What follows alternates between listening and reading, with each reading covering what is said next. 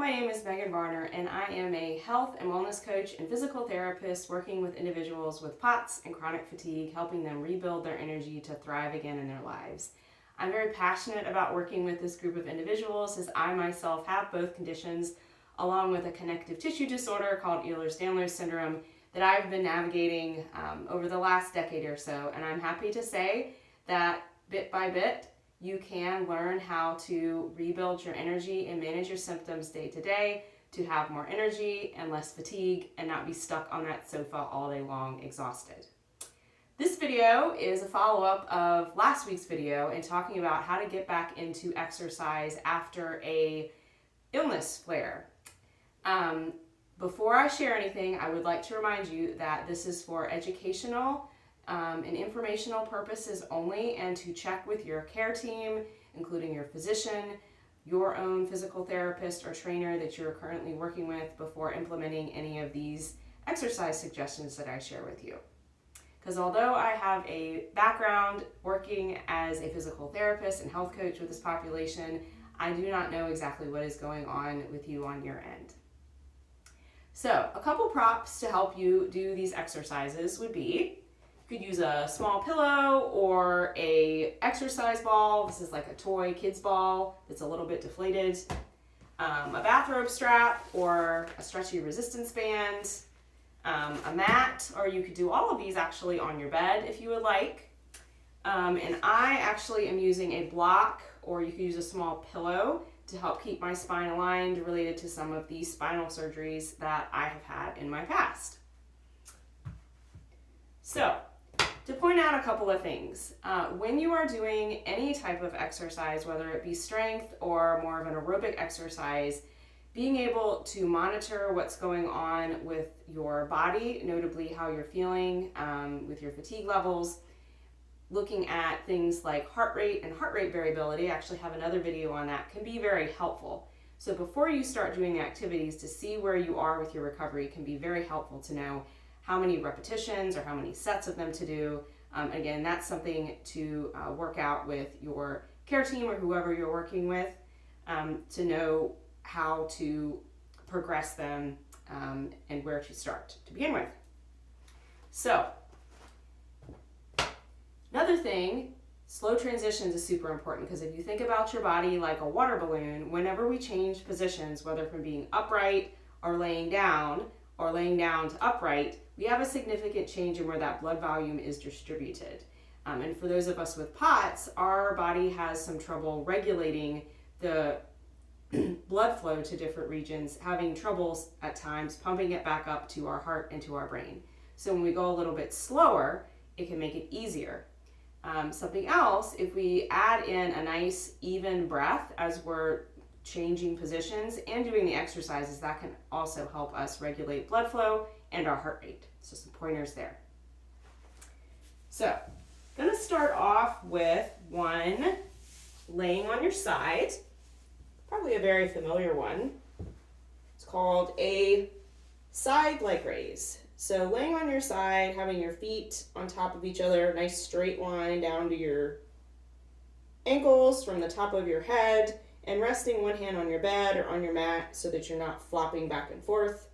And with all of these, you can make them a core exercise by gently pulling in that belly button so that your lower abs are a little bit tight, but not holding your breath.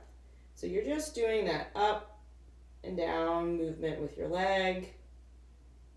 And the goal is control, pacing the movement with your breath. So exhale up, inhale down. Exhale up, inhale down.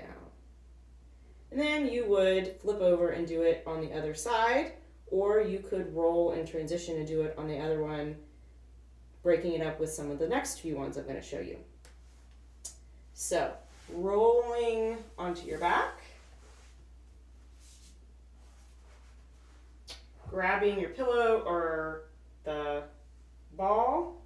I like to put that between my knees to help turn on the leg muscles called your adductors and your inner thighs, which can be helpful both for improving your blood flow and tolerance when you're standing, but also with the stability of your back and your pelvis. So, this one, you're going to squeeze the ball as you lift your rear end up off of your mat or your bed to do a bridge. Nice, slow, controlled motion with an exhale, pause, and an inhale down. Exhale, inhale.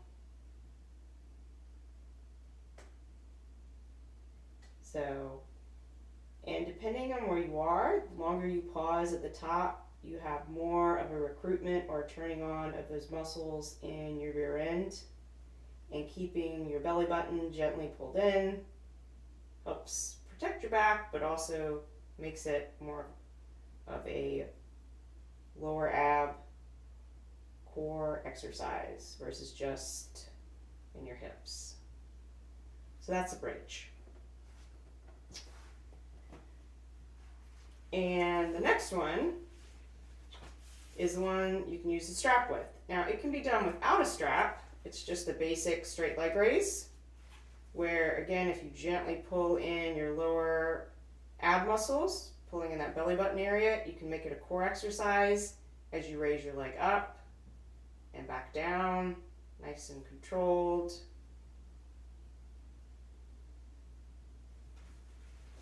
I like to add a strap for a couple reasons. Especially after a flare, when your legs are feeling heavy to lift, it can help you lift that leg up. So again, pacing with your breath, exhale, inhale. But it also gives you some stretch in the back of your calf. You may feel it up into your hamstring, which can get tight due to changes in your blood flow and just not being on your feet as much. But you can also push into the strap some as you go back down, turning on some muscles in the back of your leg.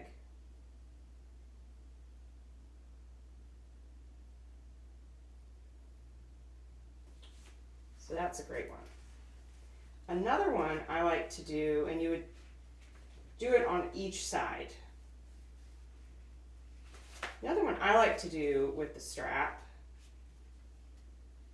it's actually a very base level one, is just doing some ankle pumps. And you could do it on one side or both sides, but ankle pumps help blood flow very much. I love to do ankle pumps before I get out of bed in the morning or before I stand up if I've been sitting in a while, to help counteract that blood pooling. But when you put a stretchy band, or even again that bathrobe strap or like a belt, that gives some resistance, making those calf muscles work more.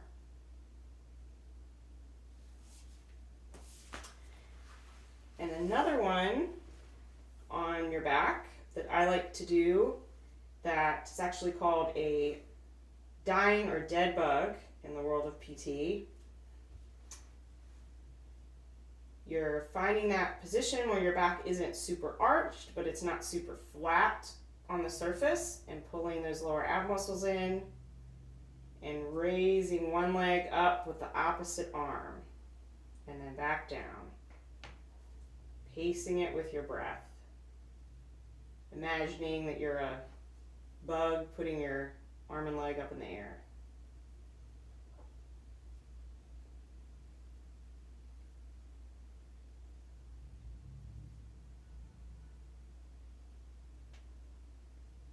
There is a variation where you can lift one arm up and put it on the opposite knee and gently push and hold it for a few breaths. That gets some recruitment of your other abdominal muscles that are a little more surface, your obliques, and some of those muscles on the inside of your thigh, which can be helpful again with the areas where the blood pools with POTS. And then reversing and doing the other side. Especially when you're holding. I've definitely struggled with this myself, even as a PT, but you want to make sure that you're not holding your breath.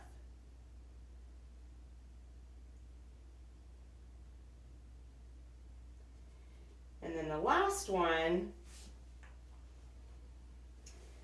I'm a fan of doing to help some with posture and the pooling of blood that can happen in your abdomen and in your legs can cause tightness in your upper back and neck. We can get into kind of a rounded position over time, especially after a flare. So exercises that help turn on those muscles and keep our spine more upright can signal our nervous system to shift out of more of that freeze state that it's gotten in back into more of a upregulated, alert, more energetic state. So this is called Superwoman or Superman. There's lots of different variations of this, and some of what I'm showing is going to be a little bit limited from some of the spinal surgeries I've had myself. It's still one that, again, can be modified for someone that's had surgeries. So this, you can either start with your hands underneath your forehead or bound by your sides. I like my sides. Squeezing your shoulder blades down and back. Lifting your hands up off of the floor of the mat, turning them towards your legs or the floor, and then gently lifting up your head off of the mat and some of your upper chest, holding it for a few breaths, and then coming back down. And you really can break it up into just lifting your shoulders, squeezing them together and down, and lifting your head up just a little bit.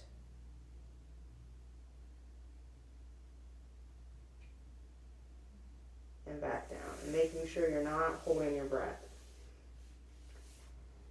So again, with all these, there's lots of different adaptations that you can talk to your care team about to integrate.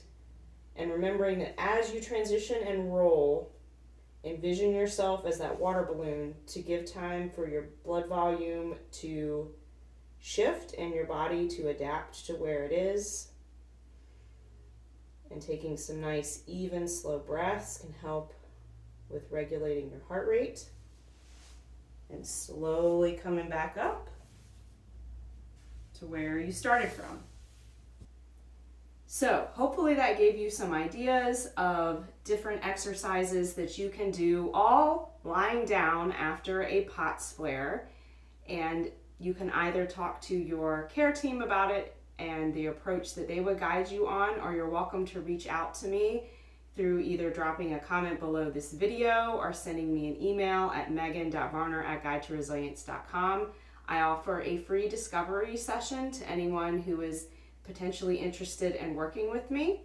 And I'd like to leave you with, no matter where you are, realize that step by step you can rebuild and get back to thriving again.